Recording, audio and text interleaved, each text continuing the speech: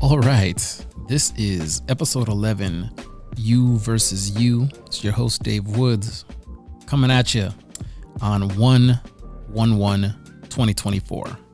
I'm loving that date, little triplicate in there right there, that 111. It's a message that God loves you.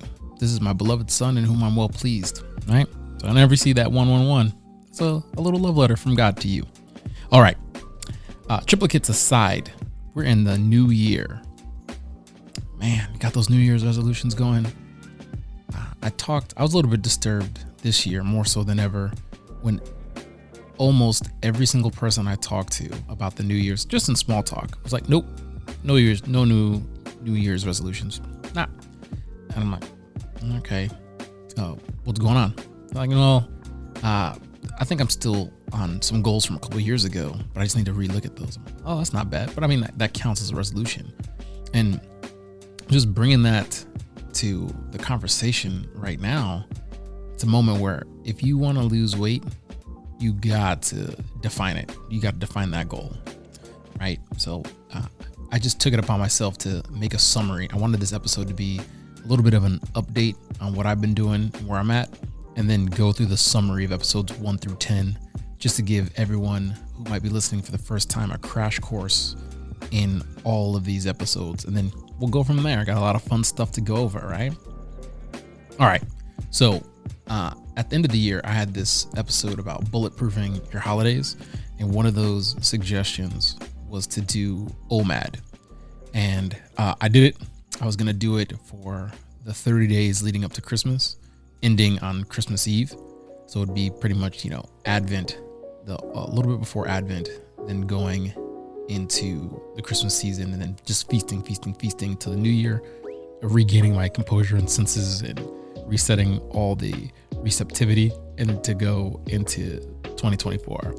Well, it worked great for 19 days. And on the 19th day, I didn't feel so good, right? I got a little bit sick. I'm like, oh, I'll bounce back from this.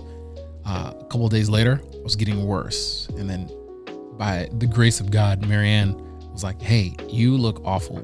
You need to go to urgent care because I'm concerned about your health and well-being. So I went, and the doctor said, the reason why you can't eat and it hurts to eat is because your tonsils are practically touching and you have strep throat. So I was actually close to being on my deathbed. And so that kind of threw off everything. But leading up to that point, when I had weighed myself, I was at a record low of 232 pounds.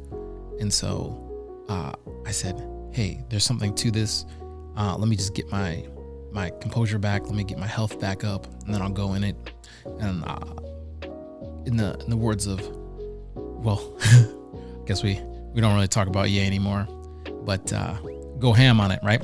So the whole thing with OMAD that I didn't realize before doing some research and then talking it over with my lady was that OMAD is not the same thing for women that it is for men, because of the physiological differences, but deeper than that, because of menstruation and ovulation, right?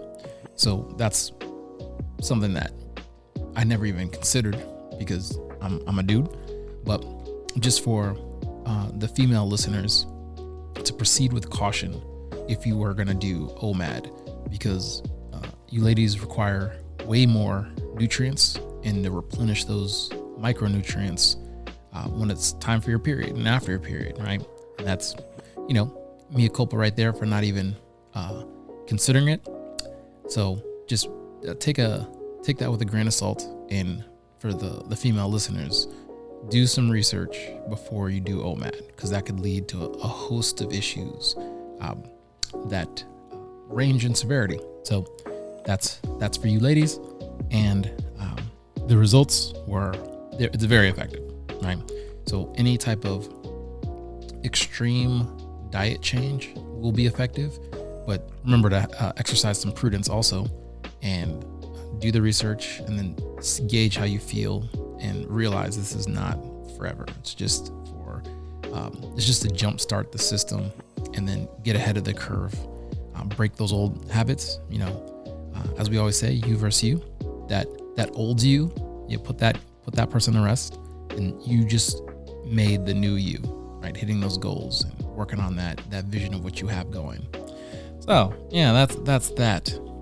After I had recovered, I just feasted and feasted and feasted and feasted, and it was towards maybe it was probably like New Year's Eve, where I was like, whoa, okay, I need to scale back. I have not been going to the gym as regularly. I was probably there twice a week, as opposed to 4 days or 5 days a week. I was like, oh, okay, it's not that bad. I'm still here. But when I weighed myself, I'm like, yep, that's that one, 240 pounds, right? That's that holiday weight. So the recap from bulletproofing the holidays, where I kind of have to put my foot in my mouth and take back some things, is to say, definitely embrace the holidays, right? You can't completely avoid everything, but there are definitely some things that you can do. But in terms of being able to take it in and not be ostracized by your family and friends, and just, be that social outcast, indulge a little bit. And I think that's going to be my new mentality going into the holidays, saying, all right, I'm not going to go buck wild. All right, I still got things to do come January 1st. But what happens between, we'll say, December 15th, maybe in the first week of December, because of parties and ugly sweater gatherings, and the plethora of birthdays that happen too, is to say, all right, this is a brief respite. It's not a break. I still got these plans. Did I hit my goals? What can I do? Are there areas that I can adjust? Can I do intermittent fasting? I know it's a lot easier, well, at least for me, to not have breakfast and do the first meal around lunchtime or mid-afternoon. So that's manageable. That's even manageable on the holidays, right? Then the next thing would be just to embrace that there's going to be some changes going into the holidays and then after the holidays, and then reassessing that. That's what that one of those last episodes was about, the failure versus recalibration, right? When you come back from the holidays, weigh in, and then say, where are you now and where do you want to go? So for me, that was roughly a 7 pound gain that was not anticipated. Well, I should say it was anticipated, but it wasn't beneficial in terms of working on the goal of going to maintaining 235, let alone working on 225. So I would, if I were you, or if you're brand new to listening, I would establish what that goal is, and then go from there. If this is after that fitness journey and you hit your destination, for me that was 235, I'd say get back to that end goal of 235, and then reset, or set again a new goal. So mine's 225, and to break it up that way, it looks like this: lose the holiday weight, and then get after that mountain of day in, day out, grinding with that routine, meal prepping, living that life, and then working towards it on a time scale. So the magic number I like to tell everyone, 8 weeks. Work on it for 8 weeks. Look around to see where you're at, and then go from there. What else? What else was there? Oh man, here's one. The caffeine caveat. Okay, so from the beginning of episode 1 to towards the end of the year, I had changed my stance on caffeine. Right, I was just going into it cold, no caffeine, but then started drinking coffee, and there was immediately, the dopamine spike and the caffeine rush that happens. That is a very necessary bolt. Well, I should say a necessary bolt for all intents and purposes of working out. But then the hard part was saying, you know what, I'm not going to do this again. I'm going to go back to that one principle of keeping the caffeine to a minimum, and immediately my stomach felt better. I don't feel like I'm known to have GI issues, but it was definitely making my stomach way more acidic, and that was not conducive to happiness. So decided to go cold turkey on the coffee, not even scale it back, the coffee and the Red Bulls, and almost immediately started having caffeine withdrawals. So if any of y'all have not tried to detox from caffeine, I highly recommend it, only to reset the receptors in your brain for absorbing caffeine. And that's something that's necessary once a year if you're a regular caffeine imbiber. But when you do, just be warned that the first 2 weeks are awful, and then it tapers off. So it feels like the normal time whenever you drink coffee or your Red Bull, whatever it may be, is when your body says, hey, I really want one. And then when you don't do it, you get a migraine, like almost instantly. It's like someone flipping on a light switch. Oh, the answer is no to caffeine. This is what you get, migraine. Then over time, it starts to just taper off. And then right now, where currently as I'm sitting here, 0 migraines. So beware. It's worthwhile in order to maximize the efficiency of caffeine that enters into your body, right? At first someone drinks 1 cup of coffee, feels great, and then they need 2, then they need a steady drip, right? Well, this is messing with the law of diminishing returns. So if you reset by doing that detox for a couple weeks and then go back, you will experience that joy and satisfaction of having that first cup of coffee, whenever that was, the first time you ever had introduced it to your body. So that is a little backstory. And when I was drinking coffee regularly, I started drinking coffee in grad school. And after that, when I first heard about detoxing from caffeine, I immediately wanted to try it out and couldn't believe how hard it was. But very, very worthwhile. The next thing is to just really assess where you're at. What are the cards you're dealing with? What are the circumstances of your life? Are you expecting a child? What's the work situation like? For better or for worse? What's the living situation like, better or for worse? Are you capable of doing 8 weeks with focused intensity? If you're not, ask yourself why, and how badly do you want that goal? The moment you say, I really desire bigger biceps, or a stronger core, or bigger legs, or I want to work on my bench press, right? That's the psyche verbalizing what the desire is. And so the next step from there would be to really bring that into focus by saying, oh, I want to be able to do a plank for 5 minutes, or 100 sit-ups without stopping. Well, that's perfect, because now you can make the plan and adjust it accordingly. If you need to work up to it, and you just try right now. How many sit-ups can you do? If it's 7, that's as many as you can do. Try and do 7 a day for a week. And then by the end of the week, I bet you can probably do 30. If you can only do 8, that's fine. You now reached a new level, and you can bring that intensity for the next week, and then go from there and see where you're at the end of 8 weeks. The body is very resilient, so you're going to be shocked.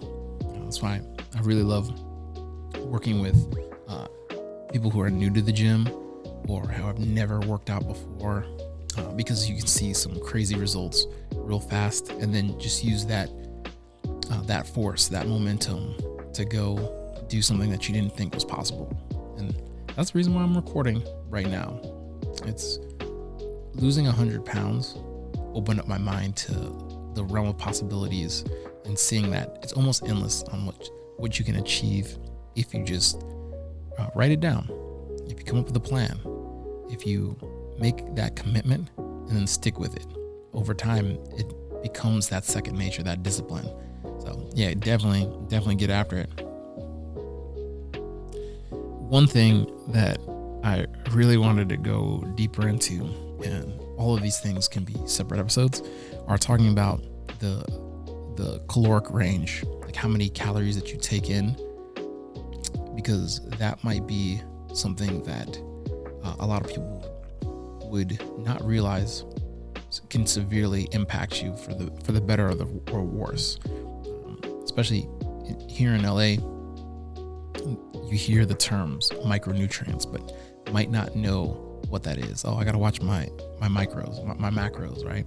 So just for a brief overview, it would be the assumption already that you have numbered how many calories you're taking for the day, and then saying, where am I getting those calories from?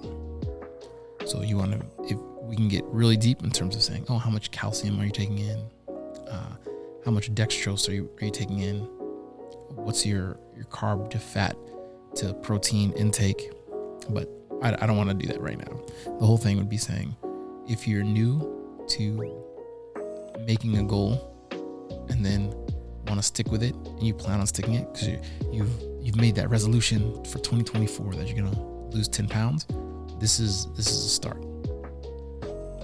You would also want to say, you'd come to the realization that you need to be wary of the food that you take in. Going to any specific fast food joint and then restaurant regularly are going to severely impact your macros, right? Your macros, your caloric range.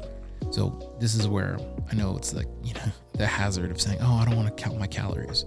You need to at least see the range and be cognizant of what that range is, because a Shake Shack could easily bring you 2/3 of your caloric intake for one day, which would very much impact how you worked out and the results of what your workout could have been if you were in a surplus and ready to just burn calories. Well, you might have just broken even, and then if you did that regularly, you'd say, why don't I really see any improvement? I'm working out, crushing my workouts, but there's actually no results. Like maybe the cardio has gone up, but the body still looks the same and feels the same. It might come down to how many calories you're taking in against how many calories that you're burning. So that can happen to anyone at any point in their fitness journey. I just like to highlight it around the holidays because that's when it's extenuating circumstances. But the only difference between actual extenuating circumstances and the holidays are it's on the calendar. So what's going to happen in 365 days, not a surprise, right? So now it's just being prepared for that. And one of those ways is meal prepping, having a great store of supplements, and knowing how you're being hydrated. If you meal prep, especially as a beginner, this can be a little bit tedious, but it gets easier once you do it and you've formed that habit. So the measurements and cups, what's actual size of a cup? What's a teaspoon? What's a tablespoon? Be as strict as possible the first couple of times, just so you know what you're working with. And then there's a little bit of a handicap. Maybe I should say a little bit of a more leeway if you're a little bit close. The scenario of talking with athletes or someone who's a professional bodybuilder, that's where it's way different. But someone who is newly resolved, or this is a hobby, those are different parameters to go by, right? The parameters for Michael Phelps when he was training, I think he's retired now, but training for the Olympics is astronomically different than my caloric needs, right? Just keep that in mind before you get real willy-nilly with meal prepping, right? This would be saying, okay, what's the veggie source? What's the carb source? What's the protein source? You have that when you have those all lined up, it's as easy as just grabbing the container of food from the fridge or making sure it's with you when you're on the road. This is something that, when done for 8 weeks, could put you in another echelon of fitness. And it's really from where the food was coming from, right? I know it's not that exciting, but the harsh reality of a fitness journey is it's really mundane. It's really habitual. Some might say humdrum. It's not too exciting. And that's actually the beauty, and it's the art and the science together of losing weight. So if you really want to shake things up, just change out your spices, right? Make your own sauces. There's plenty of things you can use just with olive oil, a little bit of garlic, and some honey, right? So that's now that I'm just hearing myself say this is a ton of information to be taking in the first time around.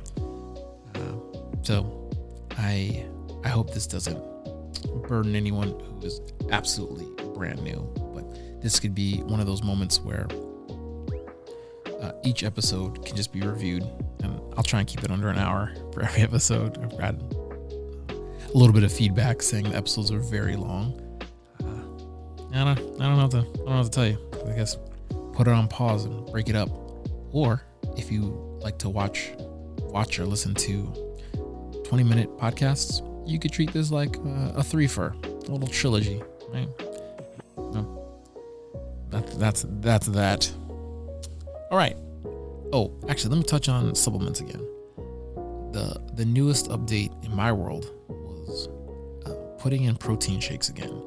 And I had not done that since 2014, 2015.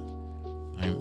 So, out of the gate, when I first started lifting weights when I was, 8th grade, I was always shaking up a shaker, and I was, GNC's #1 fan, right? Probably put a lot of their kids through college just on protein supplements, right? But that when I got a little bit older and did more research, I was like, you know what? I'm gonna cut back on whey, because it's concentrated. It's a protein of milk that is it's isolated, right? That's where that isolate comes from. And if you are a little bit lactose intolerant or sensitive to milk, sensitive to dairy, you might have some stomach problems. And that was one of the adverse effects of, one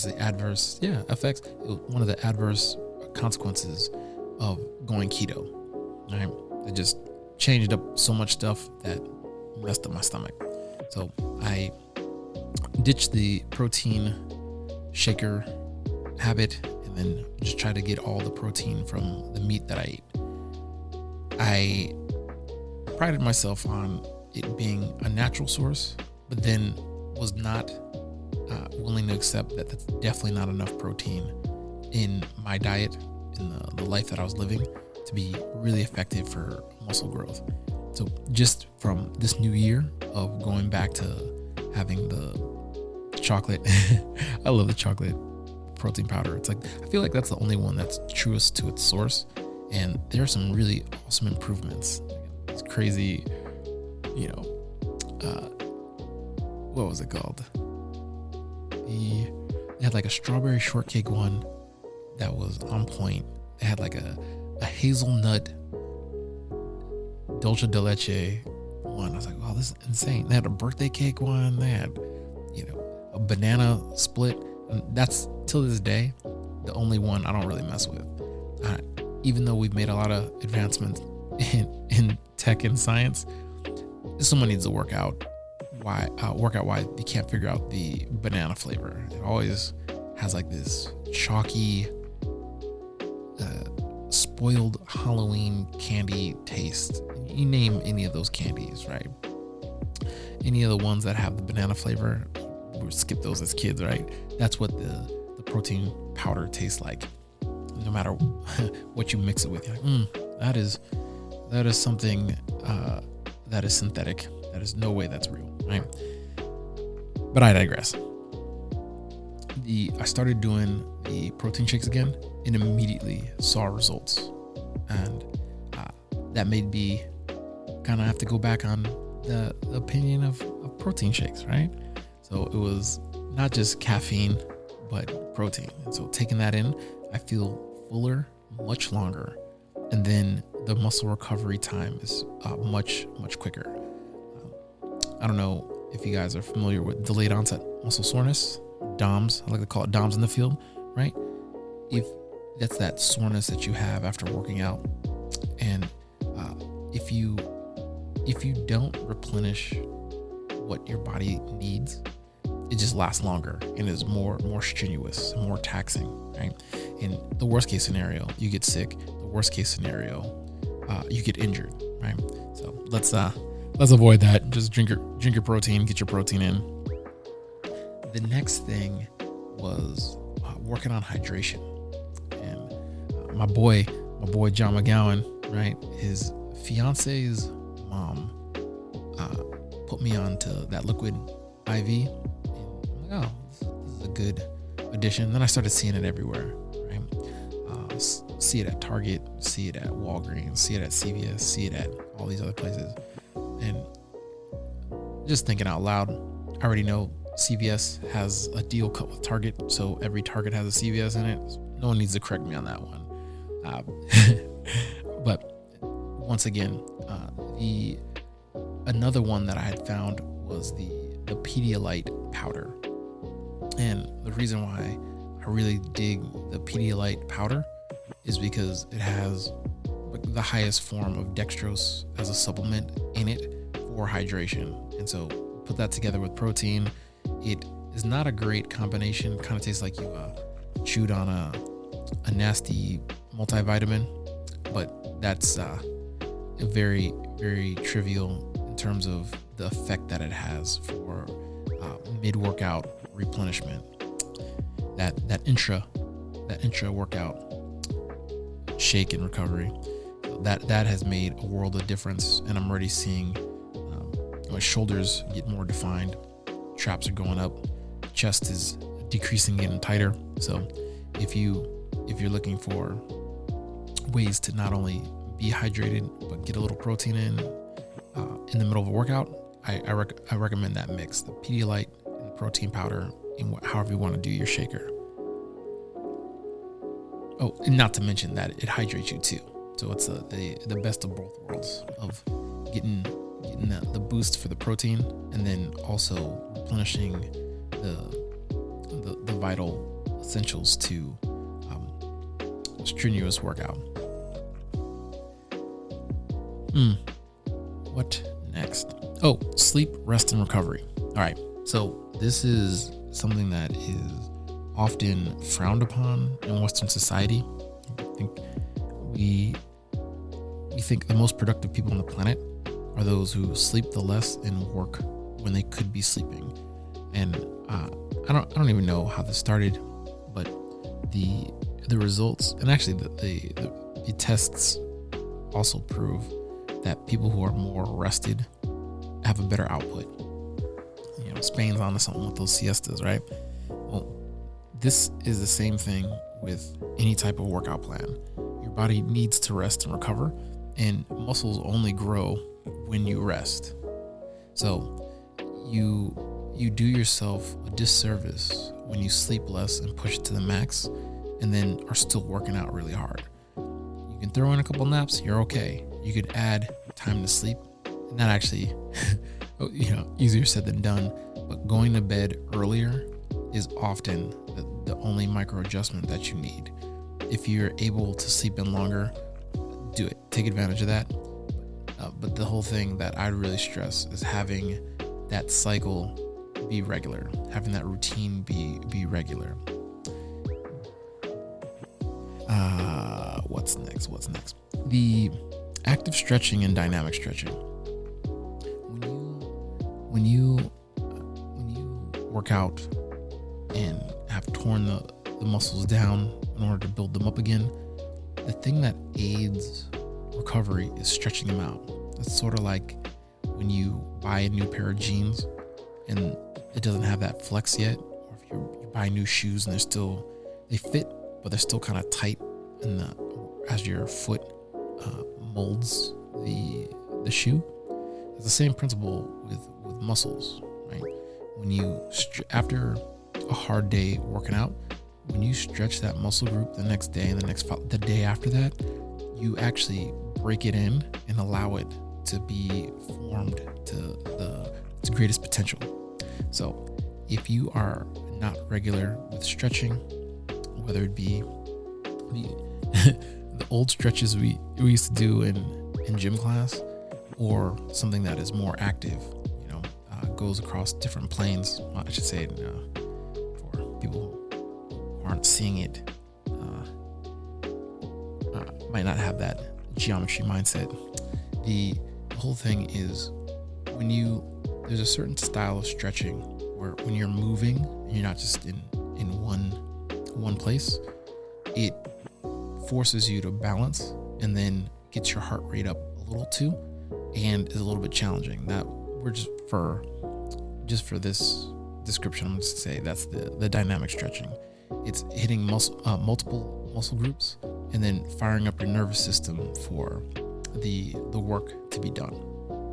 The gym class stretches, right?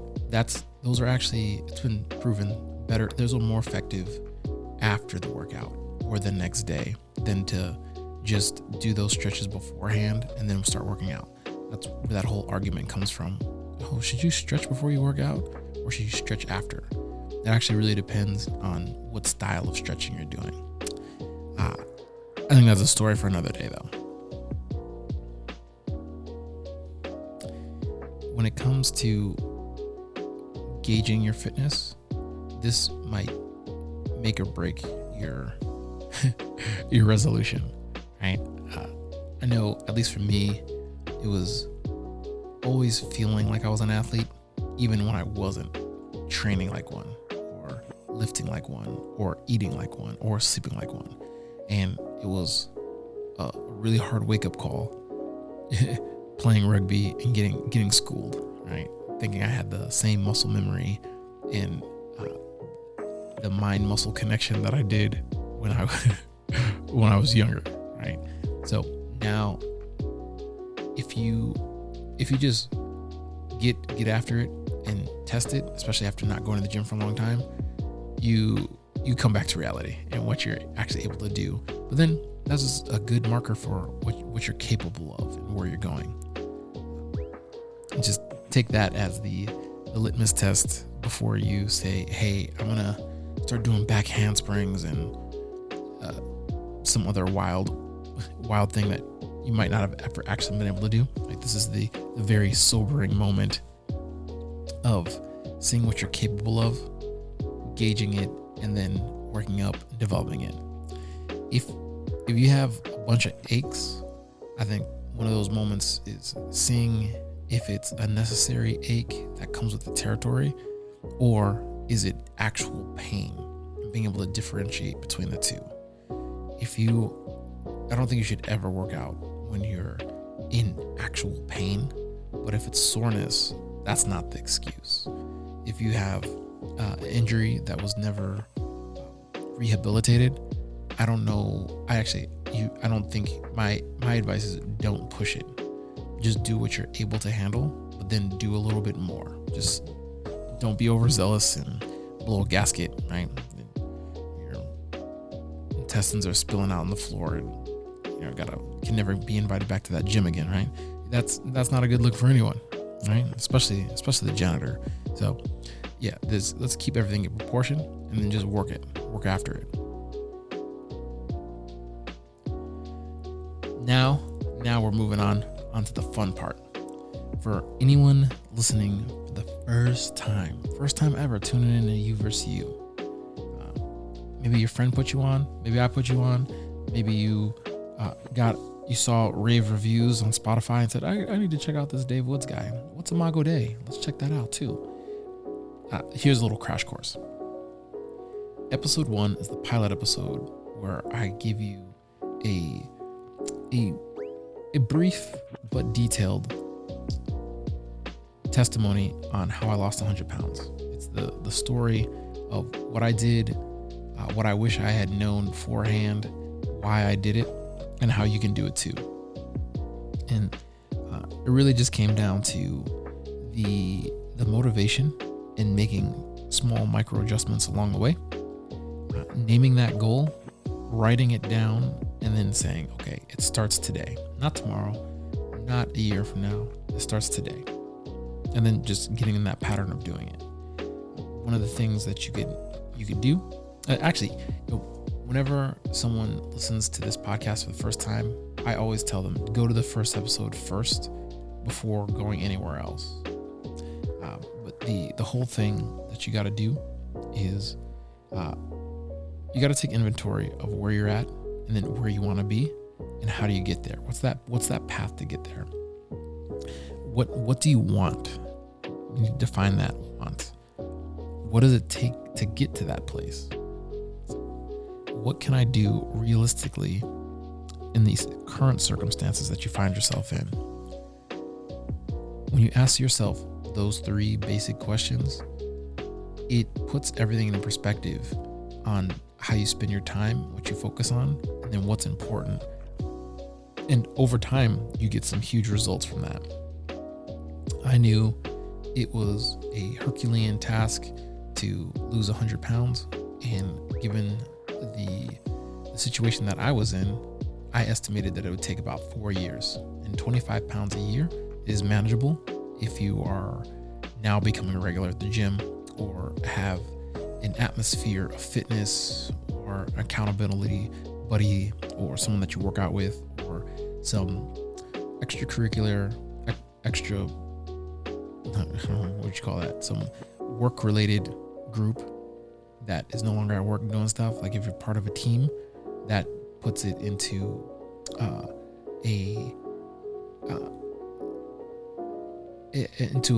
a tighter habit because it's something that's communal. It's something that you have people that you like, or at least you're familiar with, and they're all working towards something in that same realm of fitness.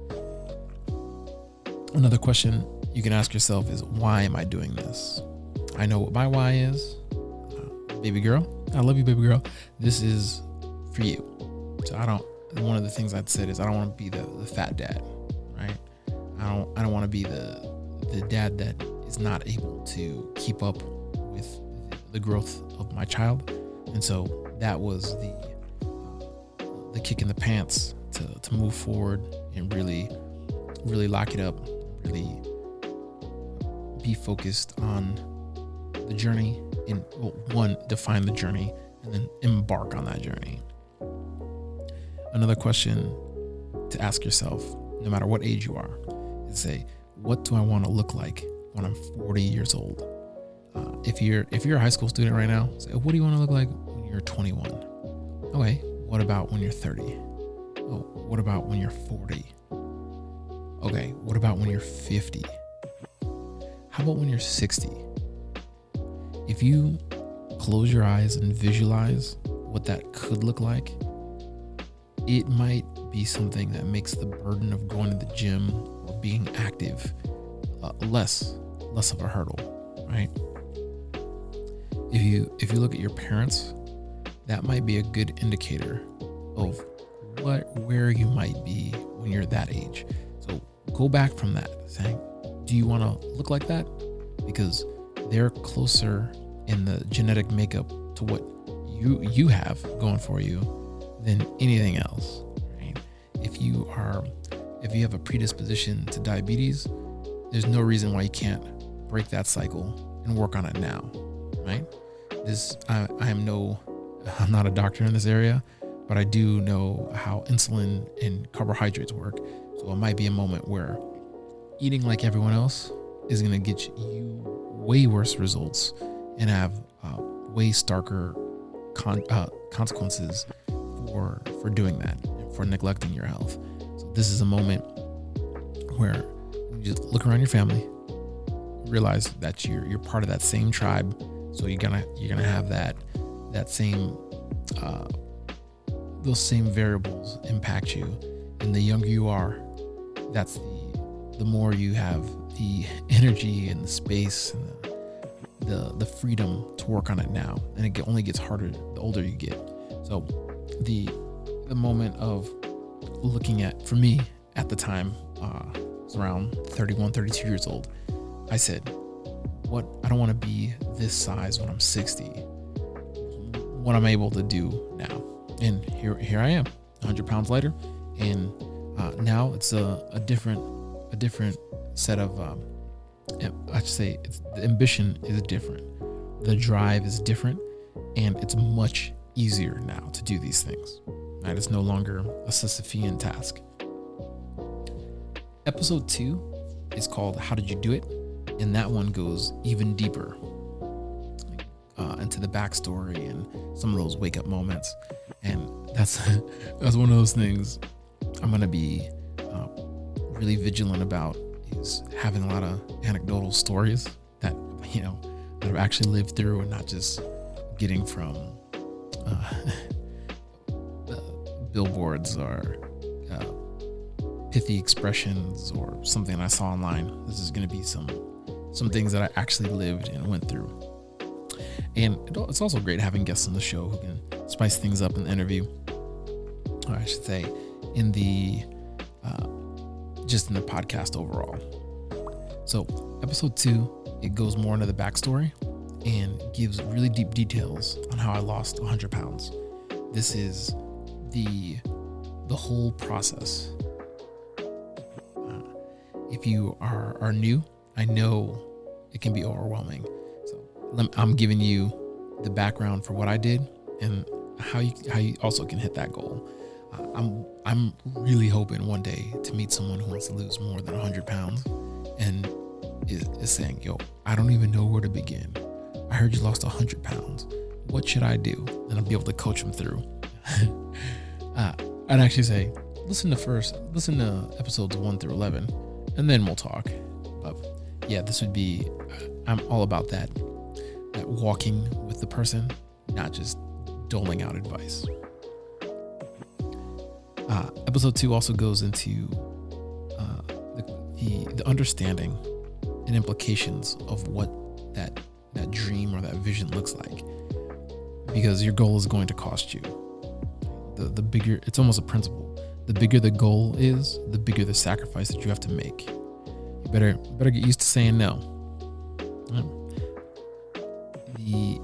The thing that I realized after dropping 100 pounds was that's the new standard of fitness for me. And that doesn't apply to everyone. Like, there's some people I know who dream of being 235 because they're 135 pounds and want as much muscle as they can. That's a different set of genetics, different set of variables that needs to be tailor fit to your circumstances.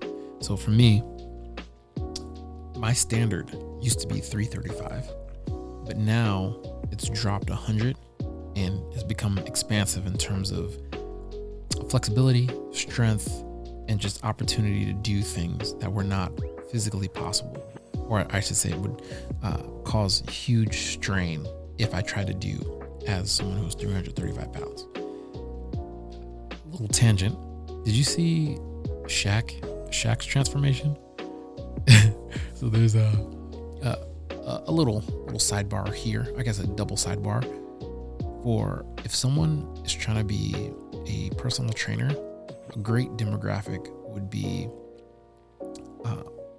pro athletes that retired or priests and religious, right? Those are, I feel like, the two biggest demographics for people who get out of shape real fast and then are almost unrecognizable after a couple of years. And you're like, yo, like, we need you. We need you for sports. We need you for life. We need you for commentary. We need you for advice. We need you. Well, it's a little bit different if they're a priest or religious, because it's very obvious that that's a really important role for the church. But the principle is still there. Like, okay, there's the time that these two demographics have are not like the time that we have. So yeah, go check out Shaquille O'Neal's body transformation. He peaked at 400 and some pounds after he retired, and then started powerlifting and dropped, I think it was 75 pounds already, and he looks like an action hero. Like, he actually looks like an action figure, right? Maybe there could be a Steel Part 2, huh? All right. The key takeaways for episode 2 were to write the vision out, actually write it down, not just say it, not just tell your friend, but to write it down and go over it. Go over it in the morning, go over it at night. It becomes something that is like a compass for how you conduct yourself, things you take in, the things you don't take in, things you do, things you don't do. The second key to success was to fall in love with that process. The journey, the packing your bag to the gym, the meal prepping, the workout itself, just falling in love with that, and then not looking back. Episode 3 is all about that resolve. You gotta set your face like flint. You gotta know that routine, and then what to do to stay motivated. I'm not gonna go into great lengths because I'm trying to keep this under an hour, but it's the how to, what's the thing that motivates you, and how to grow in that discipline. One of those things was having the mindset of saying training, not working out. Episode 4 about the food formula. The calories in must be less than the calories out. Burn more calories than calories you eat. Key takeaway there was to show mercy to yourself and then get back to the routine, especially if you fall off, especially if there's, a wedding, a season of weddings and birthdays and celebrations that are mandatory, or say obligatory to attend, and then it's impacting your workout. Just remember, you're showing yourself mercy, and then when you get back to your equilibrium, get back in that routine and don't look back.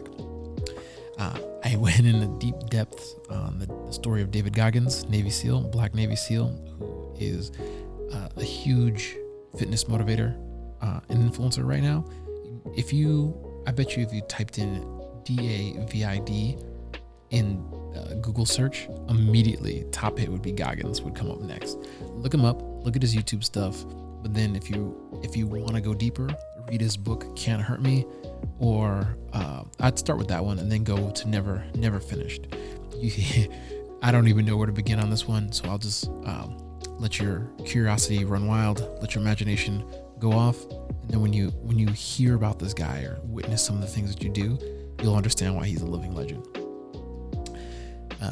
Another thing was to beware of the pseudo plateau. That's the phenomenon that happens with recomposition, body recomp, as we like to say, where it either looks like you didn't lose weight or you start to gain weight. Give it some time. Give it like a week or two, and you'll see how your body adjusts.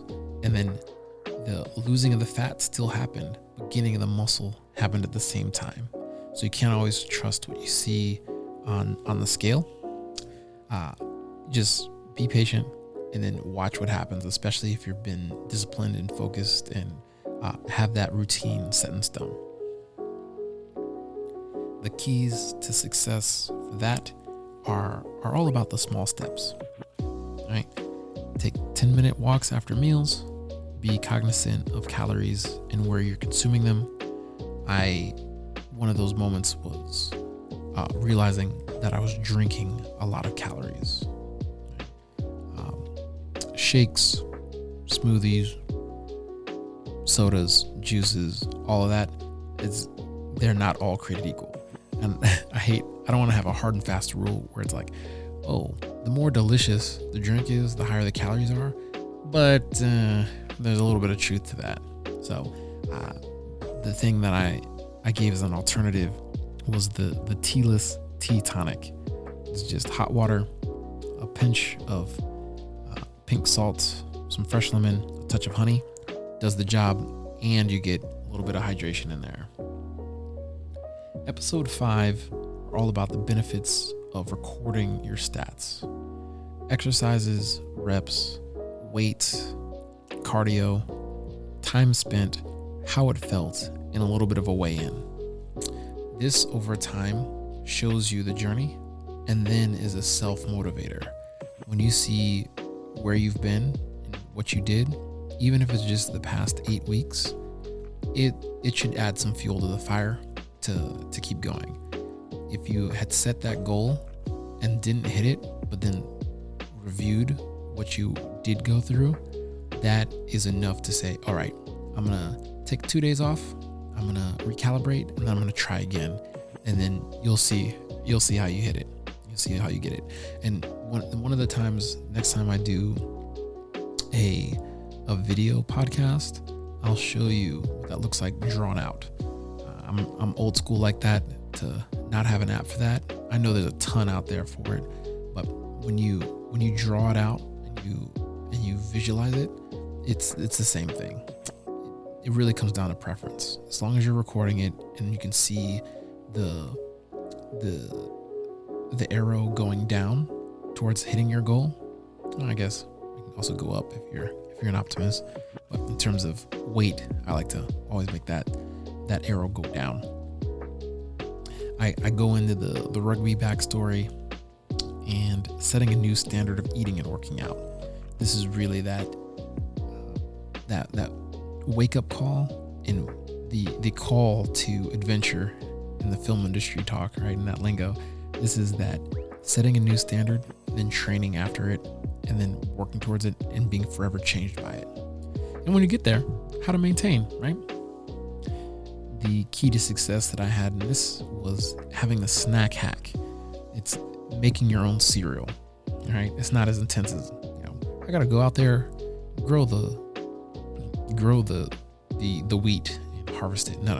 I mean, find a couple cereals that you like, get all the healthy versions, but then have one that might cater to your sweet tooth. But then you mix it in so it doesn't break the parameters of your caloric intake or throw off your macros, and have that in between meals.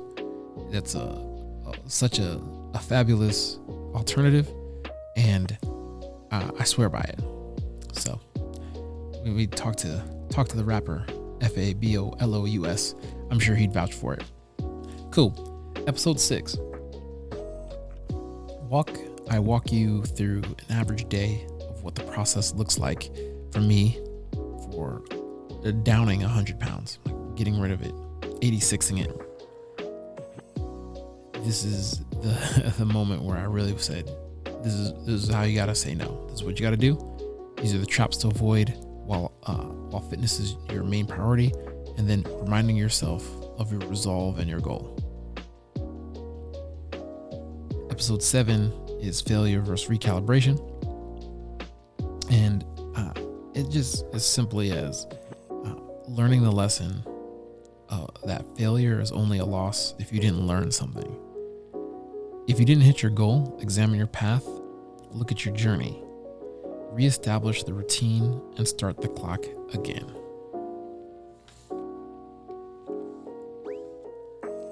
Episode 8 and 9 is part 1 and part 2 of bulletproofing your holidays.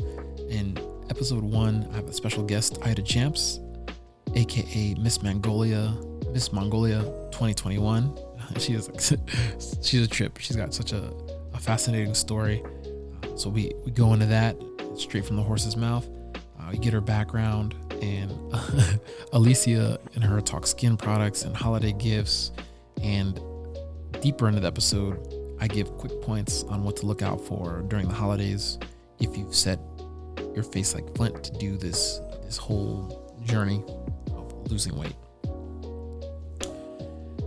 The part 2 goes really deep, goes really in depth into the nitty gritty of training during the holidays.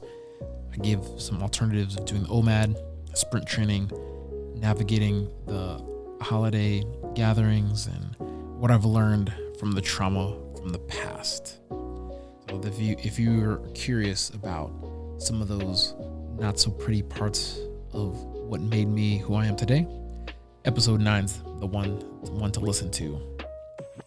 Grab your popcorn.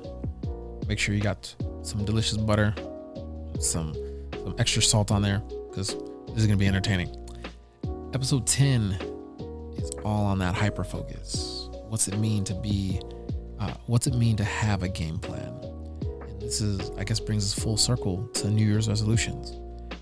This is a moment where, when I quieted myself and sought silence in my preferred place was adoration, in the presence of Jesus in a chapel where it actually says quiet, no talking, you're not allowed to talk here. That's the area, the sacred space where I can hear my own thoughts, and then maybe hear from God too. But it's a moment where everything gets quiet, and then I equate it to Superman's Fortress of Solitude.